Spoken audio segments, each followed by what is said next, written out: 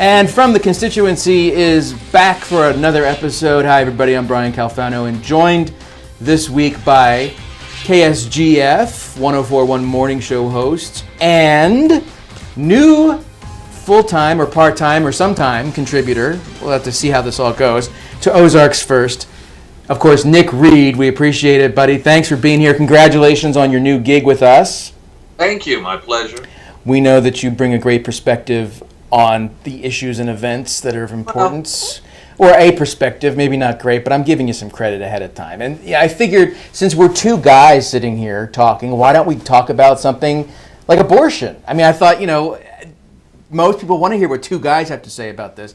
Lighthearted. Exactly. But, in all honesty, obviously it's a major political issue, and I don't think we want to get into the whole question of when life begins and epistemology, right. And really we're not about that. It's more, I think, for what we're interested in talking about, the political and economic ramifications potentially of Missouri's new law, and you can tack on that what went on in Georgia and Alabama and Ohio and other places.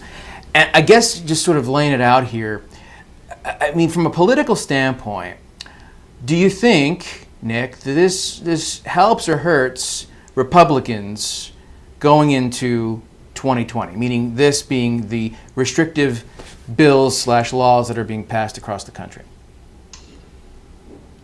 I don't know that it'll really make much of a difference one way or another, to be honest with you.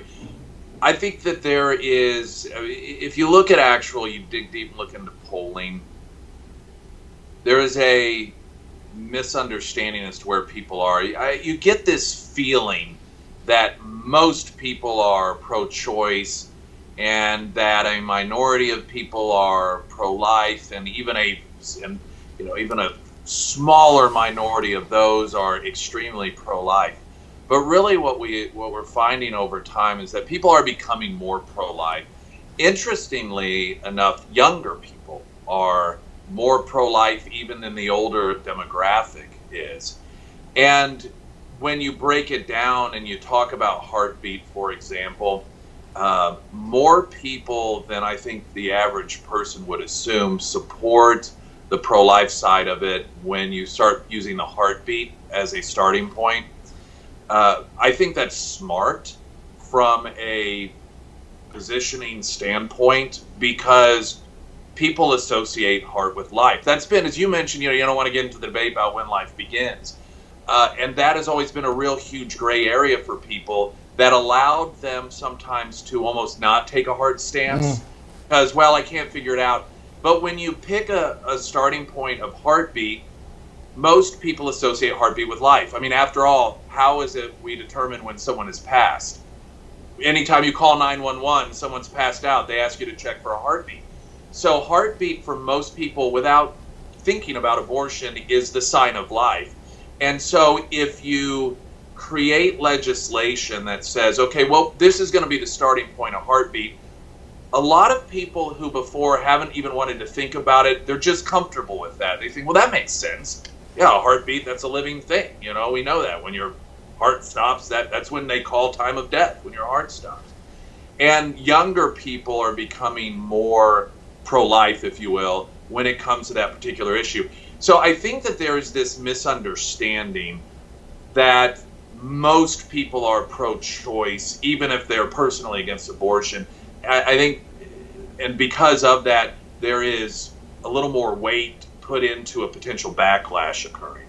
Now, against the pro-life side. Yeah, exactly. So the next question, though, is I can see a lot of people being pro-life with the comma inserted exceptions for rape and incest.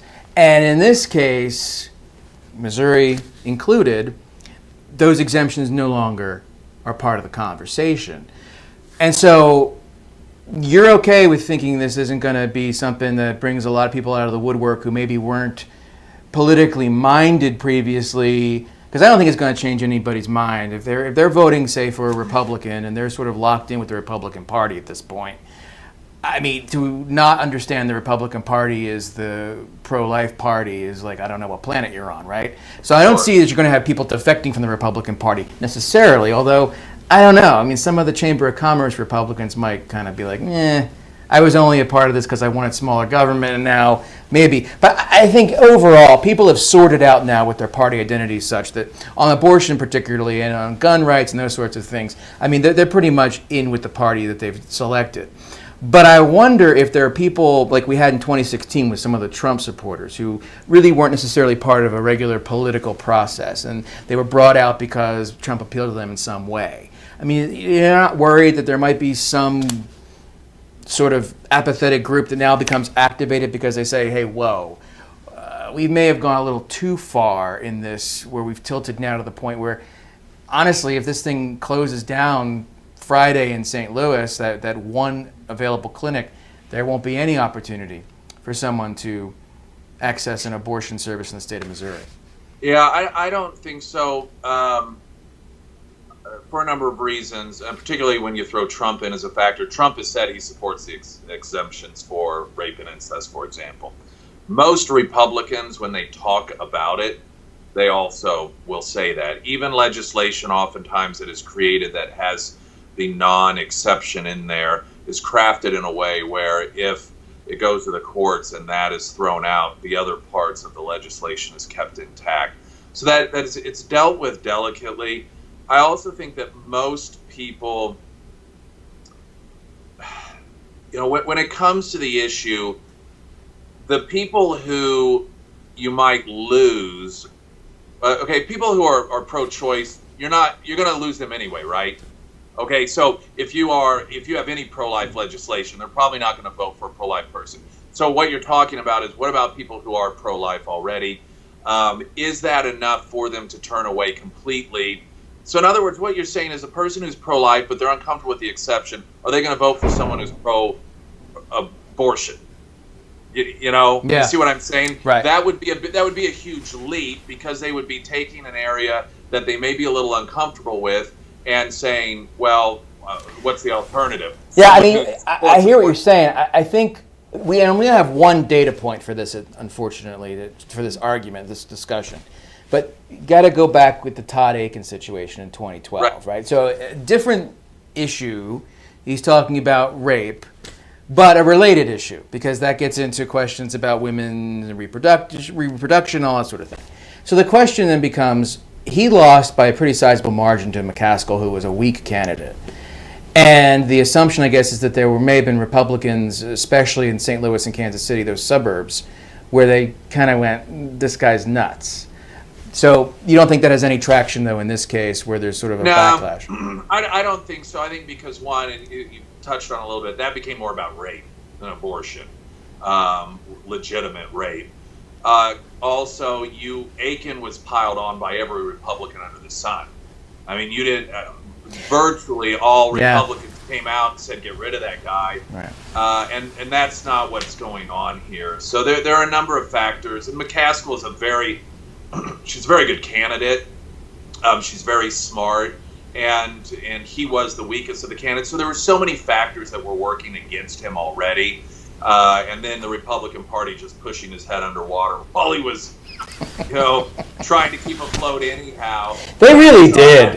They really did. You're right about that. Yeah, I don't think that what vexed him is going to vex the Republicans in this. I also think there's a very good chance in terms of, there's a lot of hype going on right now, this state passing it, this state passing it.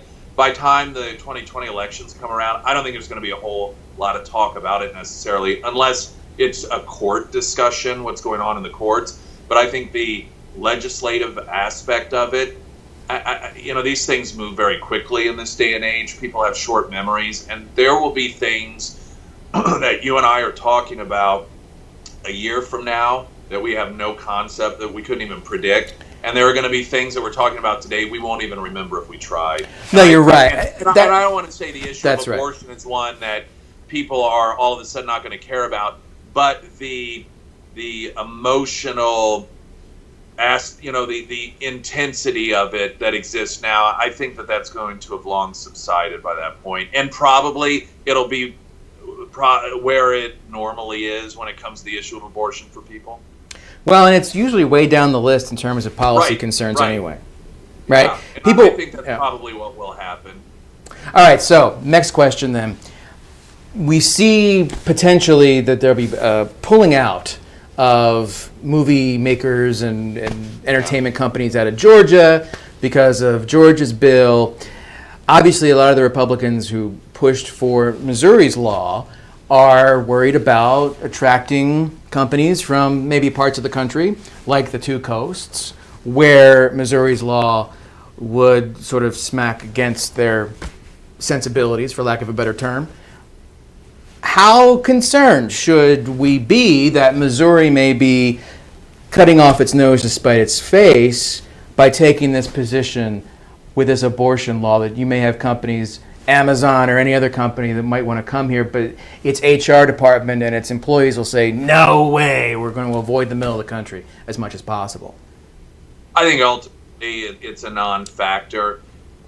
Most of the companies that come out, it's short-lived anyhow. These are not sustained protests, if you want to call them that.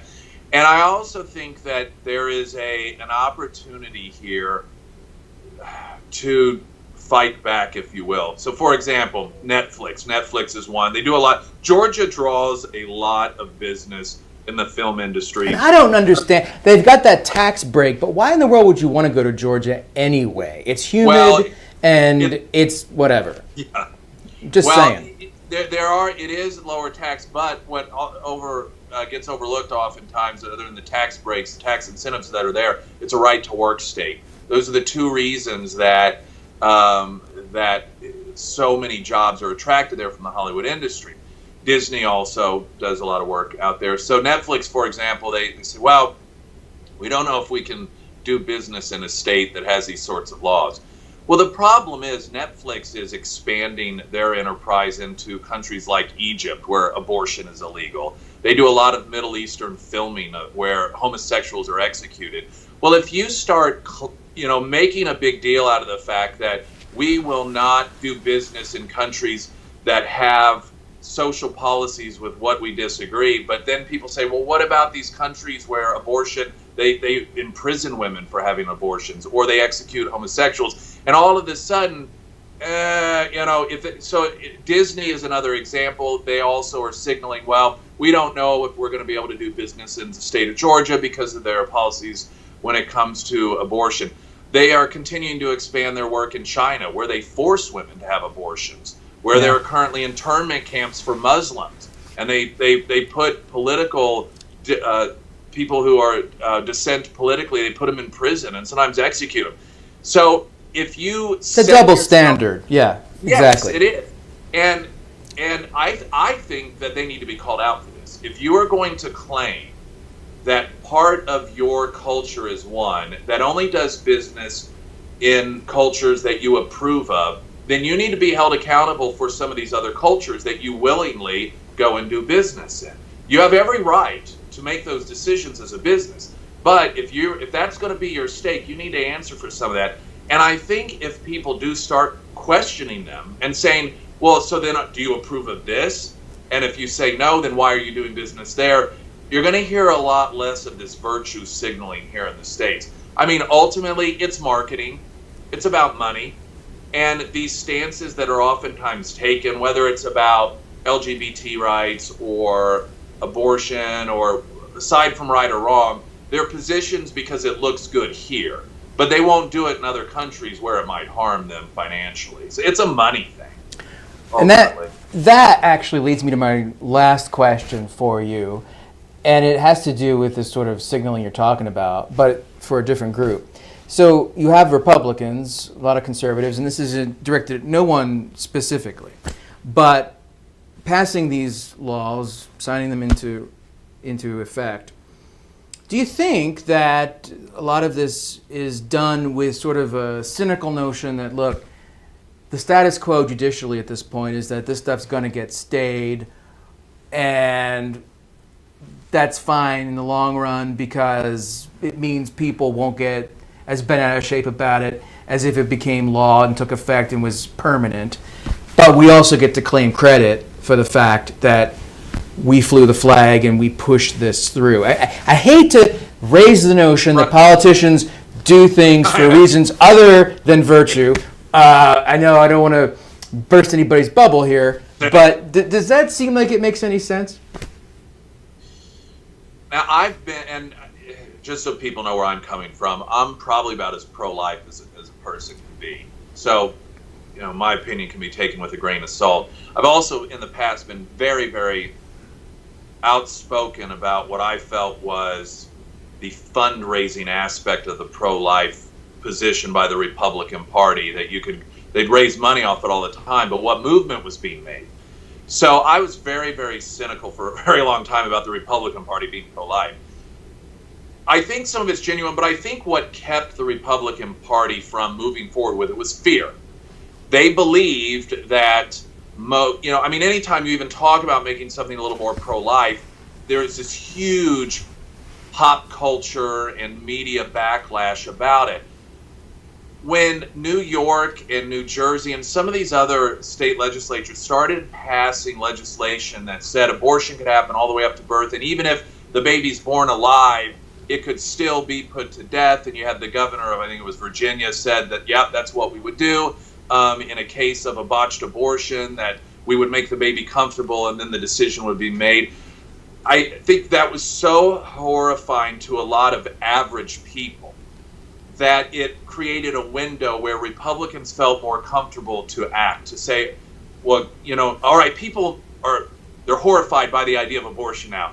Maybe now we can start counter that and get a little cover because of what they've created, that imagery with some of that more extreme on the pro-choice side abortion legislation. So I think some of it was an opportunity by a movement that generally politically has been pretty tepid, but felt all of a sudden that there was a small window of opportunity that they could take advantage of there.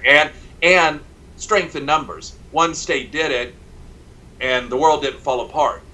And they stuck with it. And then another state and another state, and before you know it, you had numerous states throughout Middle America that were passing this legislation. And, circling back to what we mentioned earlier, I think tacking it onto that heartbeat, it just, without talking about abortion, heartbeat translates to life to the average person. And that's a very comfortable place for people to settle on when life begins, without even thinking about abortion.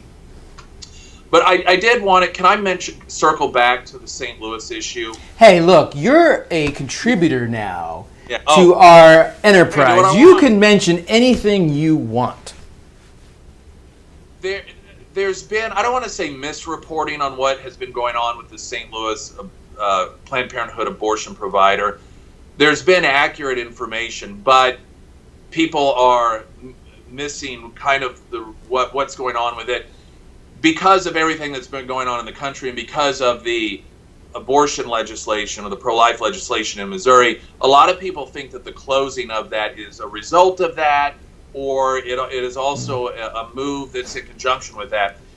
For some time now, there have been repeated attempts by the state to get that facility in compliance with regulations. There have been the incident reports that health department officials have been filing show all sorts of violations that have occurred that aren't the sort of things that are considered benign. There have been numerous botched abortions that have occurred, dust on equipment, the single injection medication devices that they admitted using on more than one person for the purposes of saving money, medications and IV and other that were 6 years outdated. And that's important to point out, because Right. the pushback from PP up there has been, this is a witch hunt that the governor's instigated using the health department. And they'll talk about the width of the hallway, and they'll talk about the pelvic exam and that sort of thing, but not the nitty gritty here you're bringing Yes, up. and this is important to understand, because believe me, if you want to talk about onerous regulations, I'm the first guy in line to have a discussion about that, because that does happen all the time. We see it in restaurant inspections all the time. There are these things, and you think, does that really, truly, ultimately have any impact on the consumer? But there are some serious violations. One cited, in fact, which left one of the patients in grave condition. And so these aren't a one-time deal where they said we're going to shut you down. They have been working for some time now trying to get this Planned Parenthood to comply and fix these things, and they've refused to do so. Part of the process is interviewing the doctors who perform the abortions, and they have just refused to do it. They say, no, we're not going to. And they've been warned repeatedly, this is what you need to do in order to comply, so that when your renewal comes up, we are allowed to do it. And they've refused to do so. Now, this doesn't have to change anyone's mind about abortion, but that's a different picture than what people walk away with when they hear the stories. And I understand why the stories are crafted the way they are. You know, you only have so much time. And that's the benefit of having a format like this, is you can get more into detail. I want to add just one more thing, since I'm a contributor and I can do this. I don't know that this isn't being done on purpose. Now, I'm just throwing this out. I don't have any evidence I'm just knowing a lot of times how certain instances are forced into court so that the courts can decide.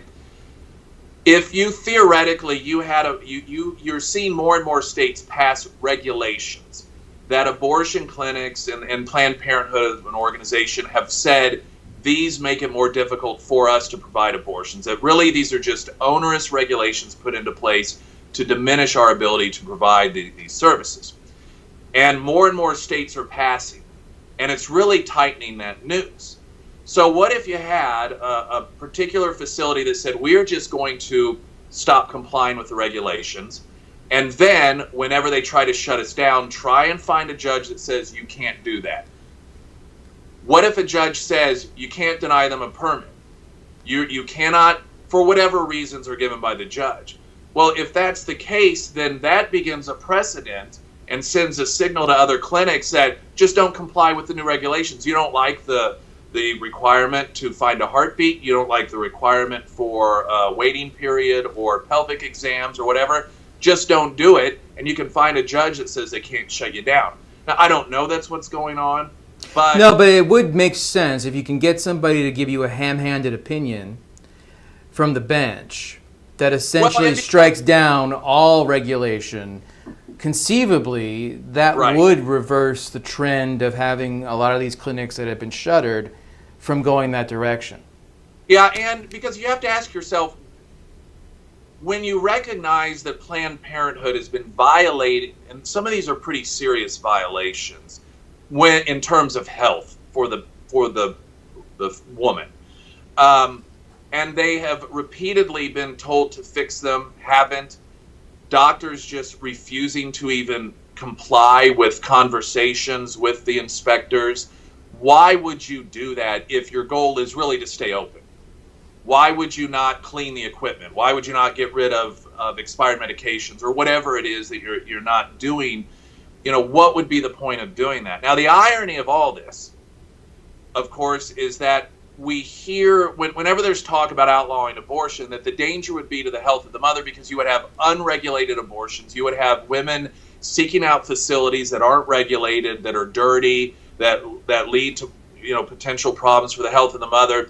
And here you have the only abortion facility in Missouri refusing to comply with those regulations, which has led to, according to the incident reports, the very conditions that they claim we can't outlaw abortion because those are the conditions that'll exist. It's got irony written all over it. Well, it does. And by the time this thing gets posted, we'll know what ended up happening up there. Now, let me ask you this, just from a standpoint of people going to see any of these write-ups. I mean, when you have the health department go through and flag these violations, is that something that's made public for people?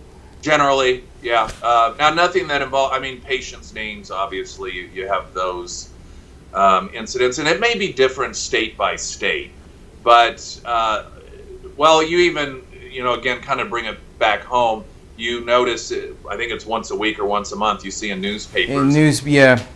Yeah, violations that occur at restaurants. That stuff is posted publicly because, you know, well, one, we are the government, right, is an extension of us, and those are inspections done on behalf of the consumer, and so that information is made public. And so, you know, of course, there may be certain restrictions in certain areas, particularly if you're dealing with patients, but generally speaking, yeah, the information is made public. All right. Well, like I said, by the time this thing's up, we'll know what went on. It should be an interesting next couple of days in St. Louis for sure. Yeah, and no matter what is ruled, I mean, there will be a ripple effect, no matter which way the ruling goes. So it'll just be interesting to watch that play out. You got it. Nick Reed, our newest contributor to Ozarks First.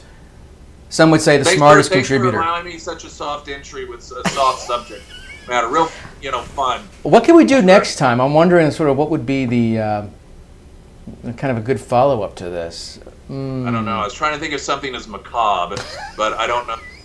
We'll think of something, folks. Don't worry. Yeah. Nick, thanks, buddy. Talk to you soon.